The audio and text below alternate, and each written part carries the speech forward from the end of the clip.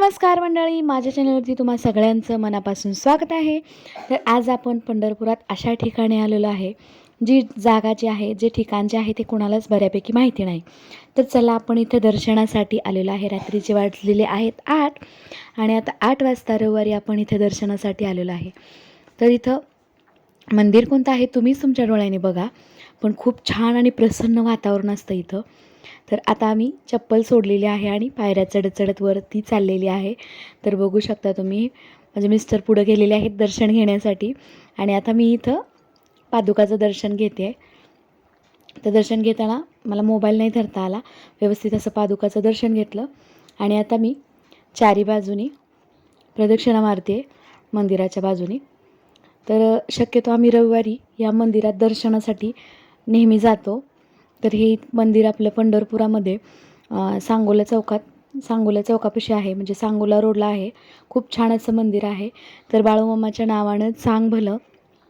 तर बघू शकता इथं हे बाळूमामाचं मंदिर आहे। खूप छान असं रांगोळी काढलेली होती बाळूमामाच्या मंदिरात आणि इथलं दर्शन घेतलं ना मन अगदी प्रसन्न होतं।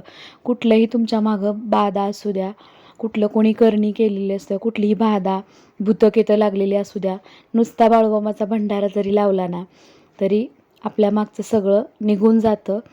तर इथं बघा, जसं आदमापुरातली मूर्ती आहे तशीच मूर्ती इथं पंढरपुरामध्ये सांगोला रोड इथे मस्त अशी मंदिर आहे आपल्या बाळूमामाचं। तर इथं आम्ही प्रसाद घेतला, भंडारा घेतला आणि इथलं वातावरणसुद्धा अगदी मस्त आहे। इथं मठच आहे बाळूमामाचा। तर बघू शकता खूप छान अशी मूर्ती आहे। भाविक भक्त अगदी 10 ते 11 वाजेपर्यंत रात्रीच्या रविवारी दर्शनासाठी असतात। अमावस्या पौर्णिमेला सुद्धा खूप गर्दी असते। एकदा बाळूमामाच्या शरणामध्ये गेलं ना तर बाळूमामा आपल्यावर कुठलंही संकट येऊ देत नाही। आलेलं संकट बाळूमामा त्यांच्यावर घेतात आणि आपल्याला सुखरूप ठेवतात। बाळूमामाच्या नावानं सांग भलं। साधं तुम्हाला बाहेरची भूतबाधा वाटते ना तर तेव्हा तुम्ही नक्कीच बाळूमामाचा भंडारा लावा, बघा तुमच्या मागचं हे संकट नक्कीच दूर होणार आहे।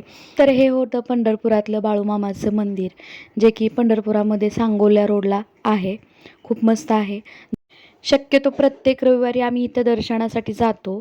तर माझा हा व्हिडिओ तुम्हाला कसा वाटला कमेंट करून सांगा आणि नक्कीच पंढरपूरमध्ये राहत असाल, पंढरपूरकर तर असाल तर तुम्ही सांगोला चौकातलं या सांगोला रोडच्या या बाळूमामाच्या दर्शनाला नक्की जावा।